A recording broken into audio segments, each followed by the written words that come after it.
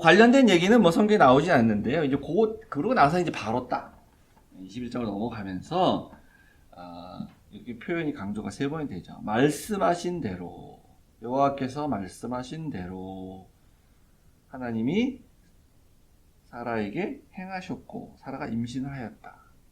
하나님이 말씀하신 시기가 되어서 말씀대로 되었다. 말씀대로. 이 말씀은 무슨 말씀입니까? 언약의 말씀이죠. 언약의 말씀. 그러니까 하나님이 말씀하시면 그 말씀대로 다 된다는 거예요. 그것도 그냥 한 말이 아니고 언약이야. 이건 언약이야. 내가 너와 약속해. 내 맹세해. 그건 당연히 물론 그냥 말씀하신 것도 다 되지만. 그래서 그걸 강조하고 있는 거죠. 그러니까 말씀대로 되지 않았냐? 네가 임신했다. 그리고 이제 시기가 되어서, 그 때가 되어서. 그 이제 신약에도 이제 고린도 전서 15장 4절에 보면 예수님의 그 죽으심, 부활 이런 것도 다 성경대로, 말씀대로. 제가 요한복음 그 처형당하신 장면 할 때 그랬죠. 요한은 그 모든 장면 하나가 다 구약에 있는 얘기대로 된 거다.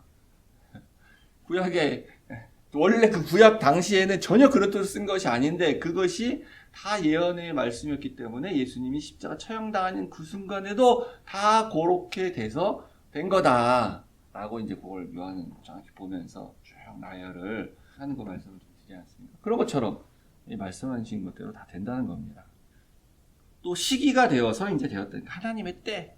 우리가 알 수 없는 그 하나님의 때.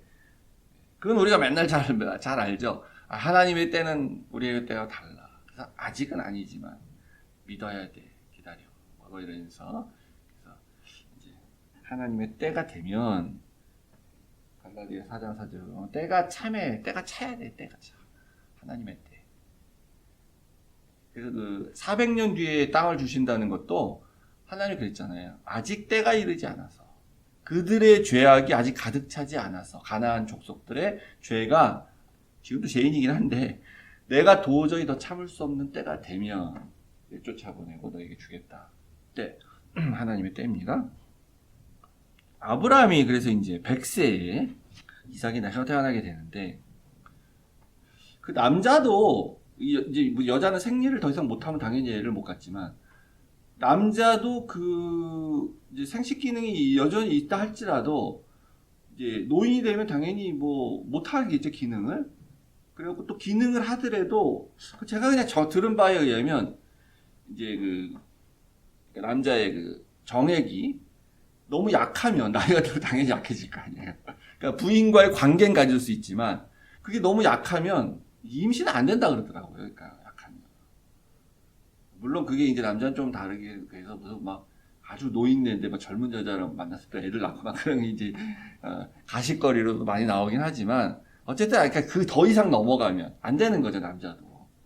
근데 아브라함 100세 때에 그게 이제 가능했는지 안 했는지 모르지만 100세다라는 걸 강조하는 거는 그 당시의 나이로도 이제 좀 불가능해 보이는 그런 나이인데 사라는 당연히 불가능하고 생각이 끊겼지만 사라가 가능하더라도 이제 남편도 안 되는 상황이야. 근데 아브라함이 그 전에 그런 고백도 하지 않았습니까? 천사들이 왔을 때 나도 이제 노쇠해서 안 된다 뭐 이런 식으로. 근데 이제 그 상징적인 의미에서 아브라함이 100세다라고 말하는 거 뭐냐면 그 아브라함이 할례를 받지 않았습니까? 할례. 그러니까 자기의 남자의 생식기에 칼을 대서 이제 이제 생식기에 포피를 베어내는 그런 행위했잖아. 그 상징의 의미가 너는 이제 죽은 거다. 너는 능력이 없다. 너는 자녀를 네 육체로 생산할 수 있지 못하다라는 상징인 거죠. 그러니까 요때 100세에 낳았다는 거는 자기의 능력으로 낳은 게 아닌 할례 받은 몸으로 낳은 그런 약속의 백성 이삭이 태어났다라는 걸 이제 강조하기 위해서 100세를 쓴 것 같습니다. 그래서 죽은 몸 같은 존재라는 거예요. 그러니까 사실 할례 받았다는 것은 상징적으로. 그래서 이제 이삭이라고 줬어요. 왜냐면 이제 그 전에 하나님이 너 아들 낳을 건데 이삭이라고 져라 그랬거든요. 근데 이삭이 말뜻이 이삭이란 말뜻이 웃었다, 웃는 자 그런 뜻입니다. 그래서 하나님이 참 좀 약간 그 위트가 있으시다 그래야 되나 아니면은 언어 유희, 그 말장난, 워드 플레이 이런 것인지. 그래서 이게 뭐 이제 백성들이 벽돌을 굽자 할 때도 자 우리가 벽돌을 굽자 대를 쌓자 그러니까 하나님이 위에서 오시다가 자 우리가 내려가자 이렇게 똑같이 패러디하는 것처럼 이때 이삭이라고 지으라고 할 때도 보면은 10장에 사라가 애를 낳을 거야 그랬더니 사라가 웃었거든요. 아브라함도 웃고 그리고 나중에 내가 안 웃었다 그러잖아요. 근데 그 웃었다 너 분명 웃었어 그러면서 나중에 너 아들을 낳으면 이삭이라고 지어 이름을 웃었다 이렇게 지으라는 거예요. 너 웃었기 때문에 웃었다고 지으라는 거예요. 그래서 이제 우리가 이게 농담처럼 너 웃었지. 근데 그때 반대 될 거야. 아들 낳으면 웃었다고 쳐 이삭.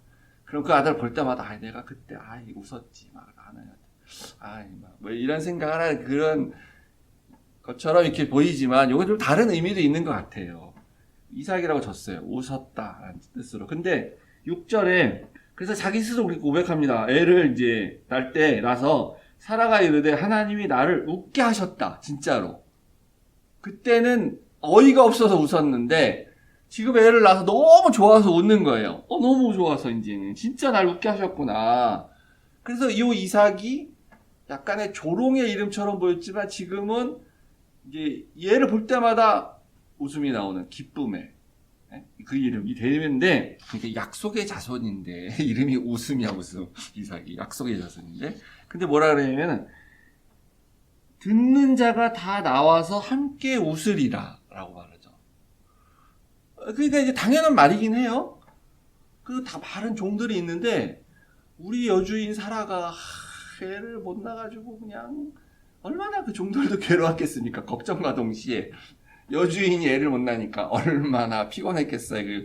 그 히스테리카라는 그 스트레스를 막 또 종들한테 풀고 하갈하게 했던 것처럼 그러니까 이제 우리 여주인 때문에 맨날 눈치 보고 뭐 약간 그리고 종끼리 결혼해서 이제 예를 들어서 그 집안에 가솔들이 있잖아요. 그럼 거기서 애들 막 낳아. 그럴 때마다 얼마나 눈치 보였겠어. 근데 이제 여주인이 애를 딱 낳았어. 그러니까 이제 그냥 사실 그 얘기를 들으면 다 기쁜 거죠. 다 기쁜 거지. 다 웃을 수밖에 없는 거지, 당연히. 그래가지고 이제 다 웃었는데 아브라함이 8, 9절에 가서 보면 이제 이삭이 아기가 젖을 뗄 때 잔치를 베풉니다. 우리 돌잔치 같은 거 하는 거예요. 약 3살 정도로 추정을 해요, 보통. 옛날에는 젖을 오래 먹었다 그러더라고요. 다. 먹을 게 없으니까. 요즘은 뭐 애들이 일찍부터 젖이나 우유를 떼고 뭐 이유식을 하지만 그래서 3살 정도 때 잔치를 이제 베푸는 거예요. 기쁨의 잔치죠. 그러니까 잔치란 건 뭡니까? 기쁨이에요. 웃고 즐기고 떠들고. 근데 참 재밌는 건 이제 그러니까 예수님의 첫 번째 기적이 잔치죠. 가나의 혼인 잔치. 예수님이 세상에 와서 자기의 이 구원 사역을 할 때 첫 번째 하셨던 기적이 가나의 혼인 잔치에서 일어나요. 그 잔치는 이제 기쁘고 즐겁고 이제 웃음이 넘치고 그래야 되는 건데, 근데 가나의 혼인 잔치에서 문제가 탁 발생하죠. 중간에 술이 이제 모자란 거예요. 그게 일순간에 이 잔치가 기쁨에서 이거 근심 걱정거리가 되면서 이제 당황하는 게 되는 그런 거죠. 근데 요 잔치를 이삭을 위해서 아브라함이 잔치를 베풀었는데 요때 근데 가만히 보니까 그 사라의 아들 이스마엘이 이스마엘 한 17살 된 거예요. 그때 13살 때 이제 3살짜리 동생을 막 놀리고 막 무슨 뭐 이렇게 애가 이거 뭐 어리니까 뭐 놀렸다는 게 이제 비웃고 뭐 약간 뭐 그런 거겠죠. 이까짓 거 애기가 뭐 네가 뭘 할 수 있냐 뭐 이런 거. 네가 본부인의 아들이면 다 아니야. 내가 형인데 내가 먼저 태어났는데 뭐 그런 걸 봤어요. 사라가. 그러니까 이제 이게 잔치였는데 웃음이 싹 사라지는, 기쁨이 사라지는 그런 시간이 됐습니다. 그러니까 이걸 다시 회복해야 돼. 이 기쁨을, 웃음을. 그래서 예수님께서는 이제 물을 포도주로 만드셔서 그 잔치의 기쁨과 웃음을 다시 회복시키시게 되죠. 근데 요때는 이제 어떻게 해야 됩니까? 그러니까 하갈과 이스마엘을 내쫓아야 돼요. 같이 살 수가 없는 상황이 된 거예요. 사라의 동기는 물론 그런 건 아니었어요. 그냥 이렇게 딱 보니까 나중에 이렇게 살다가는 이거 유산 문제도 생기고 유업을 누가 받는지도 생기고 문제도 생길 수 있고 그렇게 돼서 이제 하는데 영적으로 보면 결국 약속의 자손인 아들, 약속의 자손이 아닌 사람과 같이 살 수 없다. 그런 걸 상징하는 거예요. 그래서 다 함께 듣는 자가 잔치에서 웃으면서 기뻐해야 되는데 그 일을 못하게 만드는, 방해하는 그것을 우리가 제거해야 되는 거죠. 지금 상황이. 그러니까 예수님의 가나의 혼인잔치는 구원의 소식이죠. 사실은 구원의 소식.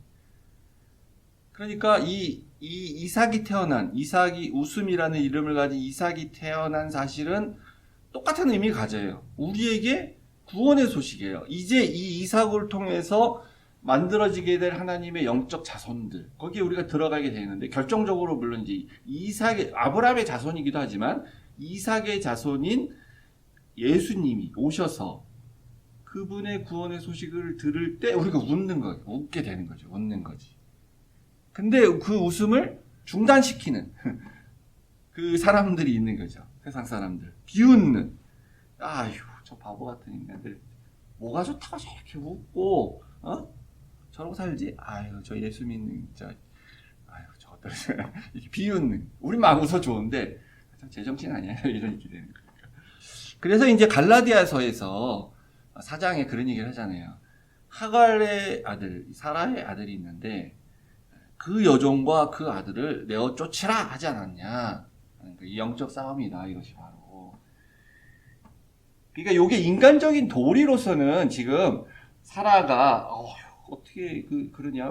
매일 뒤에 가서 보면은 이제 하갈이 자기 아들 데리고 나갔다가 광야에서 이제 물도 떨어지고 죽을 것 같으니까 나 죽게 하다가 막 대속 통곡을 하고 막 이러잖아요. 그러다가 그때 하나님 천사가 나타나서 걱정하지 마라, 두려워하지 말라 이렇게 얘기하는데. 어떻게 이렇게 내쫓냐? 차라리 어디 집 하나 지어주고 저기서 살아라는 게 아니라 광야로 내쫓아. 죽을지도 모르는데 엄마와 아들 둘만. 비인간적이고 아브라함 어떻게 아빠가 자기가 그래도 자기 자식인데 그렇게 해석을 하면 안 되는 거니까 이거는 영적인 건데. 그래서 아브라함도 매우 걱정 근심을 했어요. 그러니까 뻔하잖아. 그렇게 되면 안 된다잖아. 사라가 막 내어 쫓으라고 막 그러니까 가정의 평화 이런 걸 위해서 내어 쫓아야 되긴 하겠지만, 그랬더니 이제 하나님이 나타나셔서 걱정하지 말고 내 보내라 라고 이렇게 하죠. 사라의 말을 들어라. 내가 책임져 주겠다. 왜 근데 내보내야 되냐? 이삭에게서 난 자라야 내 씨라고 부를 것이기 때문에 섞이면 안 된다라는 거예요. 이삭이. 그래서 그 아들도 이스마엘이죠. 내 씨니 그로 큰 민족을 내가 이루어주게 하겠다. 광야에서 그냥 죽지 않는다라고 약속을 하셨어요. 그러니까 이제 아브라함이 딱 그 말씀을 듣고 이제 14절에 일찍 일어나서 아침에, 항상 이제 아브라함은 이삭을 모리아산으로 데리고 갈 때도 일찍 일어나서, 멀리 가야 되기 때문에 일찍 일어나야 되는 것도 있지만 그게 아니에요. 이게 우리가 미련이 남으면 서두르지 않죠. 미적대고 어떻게 하면 안 갈 수 있을까? 어떻게 하면 안 할 수 있을까? 보통 그러잖아요, 다. 근데 그래서 이제 소돔과 고모라를 멸망할 때 롯과 롯의 부인 보면 그렇잖아요. 미적대가지고 안 가갖고 천사들이 이끌어내고 가다가 산까지 못 가겠습니다. 저쪽에 있으면 안 되겠습니다. 이러고 롯의 아내는 그래서 미련 남았고 뒤돌아보다가 이제 소금기둥 되고 믿음이 없기 때문에 그러는 거거든요. 근데 아브라함은 왜 이렇게 일찍 이제 하냐? 하나님의 말씀 확실히 들었기 때문에 그 다음에는 지체함이 없는 거예요. 일찍 가야 돼. 이제는 망설 필요 없어요.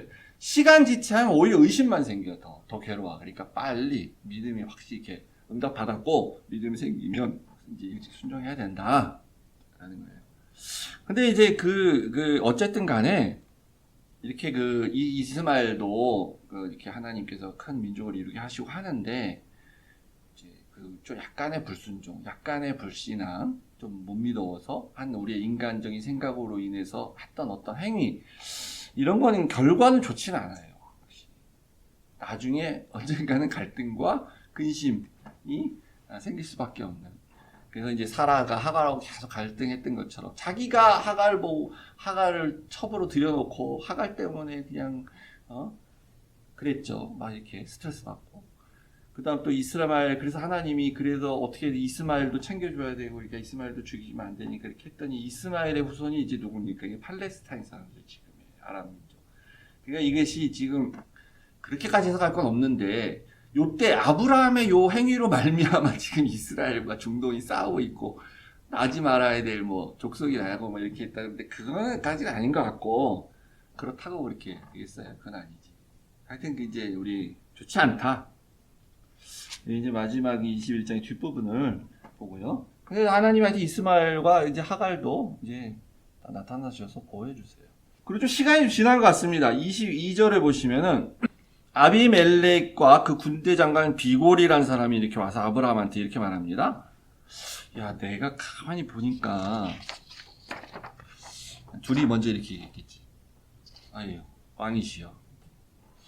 저쪽에 사는 그 아브라함은 정말 그 이상한 사람입니다. 좀 특이해요, 그 사람. 하는 일마다 잘 돼, 이상하게. 비록 아들은 하나밖에 없지만. 그런 거예요. 그래서 가만 보니까 이제 좋게 표현하니까 이거야. 내가 무슨 일을 하든지 하나님이 너와 함께 하시는 것 같다고 내가 보았다. 사람들이 요셉을 봤을 때, 너는 진짜 하나님이 함께 하는 것 같아. 이런 거예요. 그래서 세상 사람들이 이제 하나님의 백성을 평가할 때 이렇게 평가하는 거죠. 좀 이상해 보인다. 너 비결이 뭐냐, 이렇게. 그래서 이제 이게 이제 축복 같은 좋은 뜻으로 보일 수도 있는데, 다르게 본다는 거야, 그냥. 니들 좋다는 꼭 그런 거보다는 니네 좀 다른데? 이렇게 보이는 거야. 다르다라고 보는 의미가 두 가지가 있을 수 있는데, 이런 관점에서 이상한데 하나님 함께 하시나? 이렇게 볼 수 있고, 딱 유심히 보고 있었는데, 아이, 역시 그럼 그렇지. 교회 다니는 놈들은 다 똑같아. 하나도 안 변해. 이렇게 보면 이제 그런 게 있고, 한편으로는 칭찬까지는 아닌데 이상한데 이 사람들은 이렇게 다르게 사는 그런 모습 아브라함한테 보였다는 거예요. 그래서 이제 세력이 점점 커지니까 아비멜렉이 봤을 때 이거 저 쫓아낼 수도 없고 그렇다고 좀 계속 있자니 조금 뭐 점점 세력이 커지는 것 같기도 하고 그래서 걱정이 되는지 모릅니다. 그래서 와서 동맹을 맺자 이렇게 얘기하는 거예요. 23절 와서 너는 나와 내 아들과 내 손자에게 거짓되이 행하지 않고 그렇게 하기, 그러니까 이게 나중에라도 내 후손들에게 해를 미치지 않도록 평화조약 같은 걸 맺자. 서로 상부상조하고 살자. 맹세해라. 내가 지금까지 너 이때까지 잘 살게 해주지 않았냐. 내가 너한테 후대해줬다 이거예요. 가만 봐서는 얘가 더 커질 것 같은데. 그러니까 지금 이 상황이 참 희한하죠. 여기가 아비멜렉의 땅이에요. 그랄 왕 아비멜렉의 땅이고 거기 세력이 미치는 영향권이에요. 그러니까 아비멜렉이 갑이고 아브라함이 을인데 지금 와서 하는 짓은 아브라함이 갑이야. 그렇게 보여요. 아브라함은 그냥 나그네인데 사실은. 하나님 나라의 관점에서 보면 그렇다는 거죠. 그러니까 세상적인 관점에서 보면 세상의 왕은 아비멜렉인데 하나님 나라라는 관점에서 보면 하나님 나라, 즉 또 세상을 포함한 하나님 나라의 왕은 하나님이기 때문에, 그래서 우리는 세상의 관점에서 보면 떠돌이 나그네처럼 보이지만 하나님 나라의 관점에서 보면 우리가 이 세상의 주인이다. 우리가 갑이다. 이렇게 볼 수 있는데 이 아비멜렉이 지금 그렇게 보고 있다는 거죠. 그러니까 이제 아브라함이 오히려 이렇게 아이고 이게 웬일이야 나도 걱정하고 있었는데 그래서 얼른 막 동맹을 맺자 이런 수준이 아니라 완전히 갑질합니다. 이걸 말처럼 갑질의 25절을 보면은 아브라함이 오히려 아비멜렉을 책망을 합니다. 야 예전에 내가 우리 종들이 우물 팠는데 이 종들이 와가지고 우리 우물을 뺏어갔어. 이런 얘기를 하는 거야. 이거 어떡할 거야 이렇게. 너 지금 동맹 이렇게 잘 지내자고 동맹 맺자 왔지. 근데 옛날에 우물 돈 가서 종들이 와서 뺏어갔는데. 그랬더니 아비멜렉이 나 몰랐다. 너한테 지금 처음 듣는다. 이렇게 얘기를 하죠. 진짜인 것 같아요. 몰랐던 것 같아요. 그러니까 이 두 가지 의미예요. 세상에서는 이제 세상적 관점에서 우리는 계속 우물 뺏깁니다. 우리 열심히 일해가지고 우물 파놨는데 세상의 세력이 와서 우리 우물을 뺏어가요. 우리는 당하죠. 손해보는 것 같아요. 세상 속을 살아가는 그리스도의 삶이란 거는 그 우물을 지키기 좀 쉽지 않고 때로는 어쩔 땐 그냥 내줘야 돼요. 그냥. 근데 하나님 나라의 관점에서 보면 이제 이렇게 책망할 수도 있고 이렇게 하는데 이 책망이란 건 다른 게 아니라 이제 그냥 알려줘야 된다는 거죠. 알려줘. 얘기해줘야 돼, 최소한. 이 우물은 진짜 소유주는 누구냐? 원래는 나였어. 나야. 원래 소유주. 그러니까 이제 세상 하나님 나라 관점에서 볼 때 내가 지금 비록 내가 이룬 것을 네가 뺏어가지만 내가 주지만 근데 원래 소유주는 나야. 하나님 나라에서는 여전히 변함이 없어. 하나님 나라에서는 여전히 내 소유야. 그런 걸 알려줘야 됩니다. 성도, 선지자인 아브라함의 성도라고 할 수 있는 아브라함의 역할은 알려는 줘야 돼. 말해줘야 돼요. 알려줘야 됩니다. 사실은 네 거 아니야. 알려주는 역할 정도는 해야 된다는 거예요. 그래서 이제 인정을 하고 아비멜렉이 이제 그래 알았어. 내가 그러지 앞으로 그러지도 않을게. 뭐 이렇게 얘기했죠. 이제 양과 소를 가져오는데 이거는 이제 서로가 언약을 맺을 때 아비멜렉도 뭔가 갖고 와서 줬을 거예요. 아브라함만 준 건 아니고요. 이제 언약을 맺게 되죠. 그리고 나서 아브라함이 또 7 암양 새끼 7마리를 따로 놨더니 아비멜렉이 이렇게 물어보죠. 이거 왜 따로 놨냐? 이랬더니 그러니까 무슨 말이냐면 요거 다른 또 언약을 지금 맺겠다는 겁니다. 그러니까 아까 이렇게 양과 소를 주고 일종의 앞으로 잘 지내자 뭐 이렇게 하는 언약 맺었고 그 다음에 지금은 좀 다른 언약을 또 하나 맺자는 겁니다. 아브라함 입장에서 보면은 이제 어떤 언약이냐면 요 우물에 대한 것에 대한 소유권은 좀 확실하게 하자는 그런 뜻인 거니까 일종의 요 우물에 대한 소유권은 확실히 하자. 그래서 내가 이 암양 새끼 7을 가져와서 너한테 주겠다는 거예요. 이거는 그러니까 확실히 내 우물이다라고 이제 말을 하는 언약 다시 맺자는 건데 아까 아비멜렉이 인정했잖아요. 나 몰랐는데 정말 그런 일이 있었냐? 그러면은 아브라함이 야 그러니까 다시 돌려줘. 그래서 받으면 되잖아요. 내가 판 거니까. 근데 아브라함이 그렇게 하지 않고 내가 대가를 지불하고 사겠다는 거예요. 맹세의 약속의 형태로서 어쨌든 나는 너한테 뺏겼던 거니까 다시 가지고 오면서 대가를 지불하겠다는 겁니다. 근데 이 우물은 이제 이 사막에서는 그러니까 이 우물은 단순한 우물이 아니에요. 상상이 우리 가지만 생명수의 생명수. 사막에서의 우물은. 그러니까 땅이 아무리 많으면 뭐합니까? 물이 없으면 소용이 없거든요. 약속의 땅 주시면 뭐예요? 물이 전혀 없는 땅이면 살 수가 없는데. 그러니까 이 생명수가 있어야 되는 거예요. 중요한 거예요, 그게.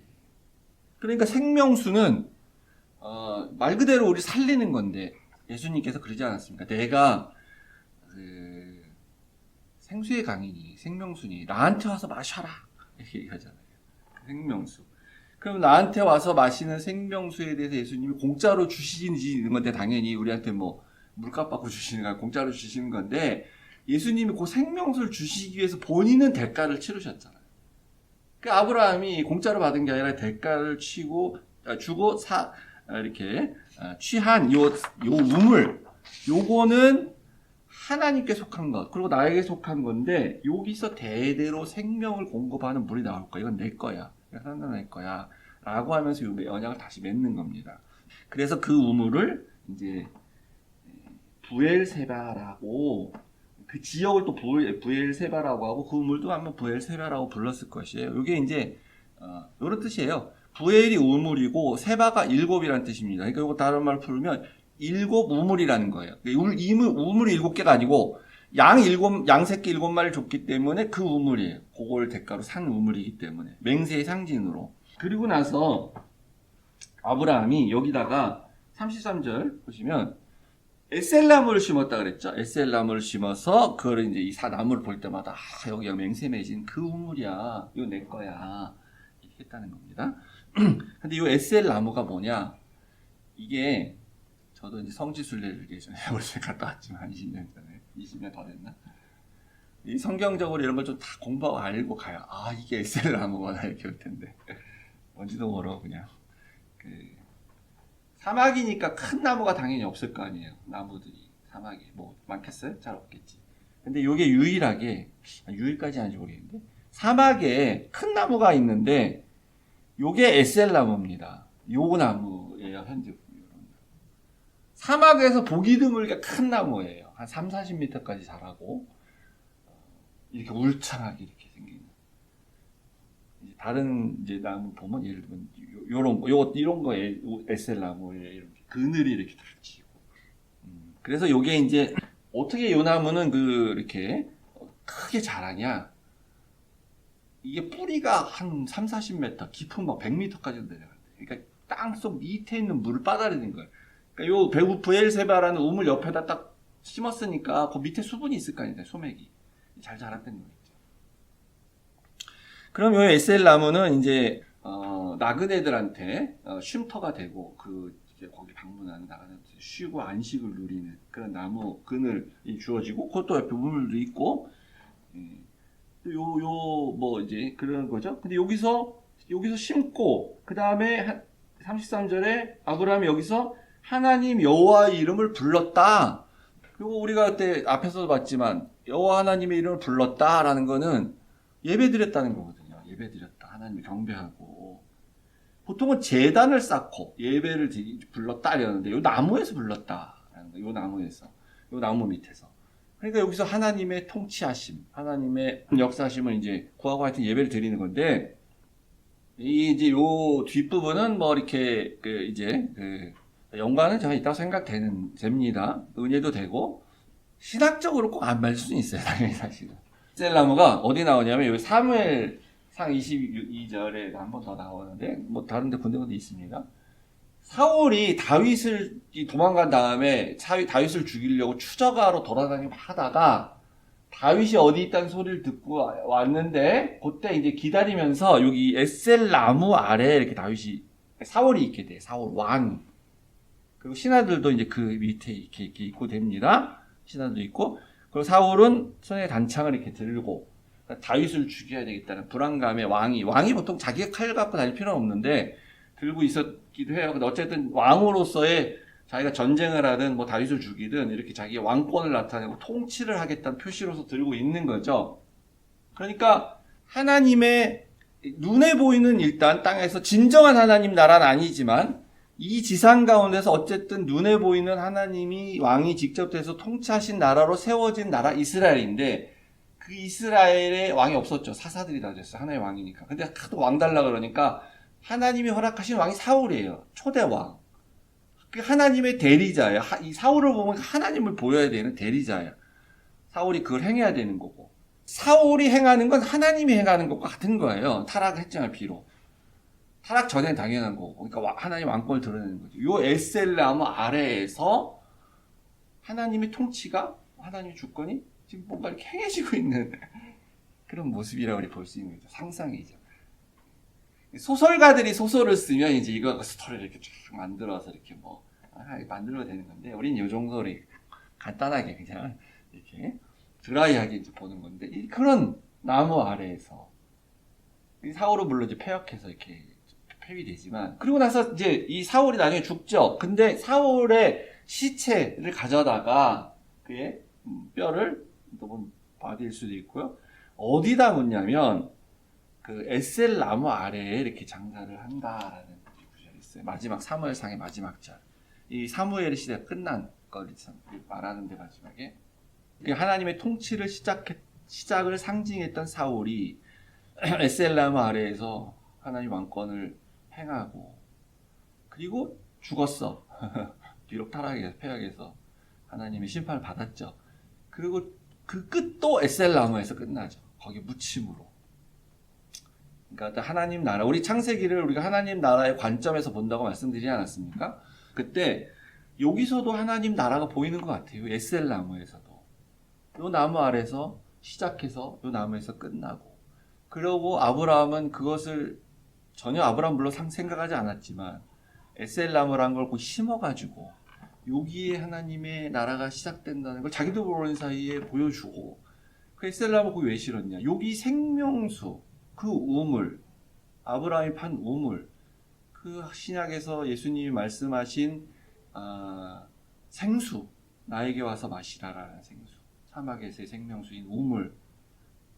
그리고 그 물을 먹는 사람들이 하나님의 백성이 되는 거고, 그래서 하나님 나라가 만들어지는 거고, 요게 곧 시작의 상징이라고 보시면 되죠. 이삭이 이제 태어나고, 태어난 이삭인데 모리아산에서 제물로 드리라는 걸 통해서 이 죽음은 끝나는 건데, 근데 믿음으로 이제 모리아산에서 드리게 되죠. 그때 이제 딱 하나님 나라의 그 일종의 테스트, 아브라함을 통한 완성이 딱 되지 않습니까? 여기서 또 여호와 이름을 불렀다 이래가 시작되고, 그런 거로 보입니다. 그래서 에셀나무 그렇게 보여지고요. 네, 검색하다 보니까 에셀나무 교회 이런 데 있더라고요. 에셀나무 교회. 그런 의미인가? 에셀나무 교회는 처음 봤어요. 그래서 에셀나무 교회 그런 데도 있어요. 예, 그래서 오늘 강의는 여기서 마치고요. 다음 주는 부활절 연휴로 쉬도록 하겠습니다. 한 주.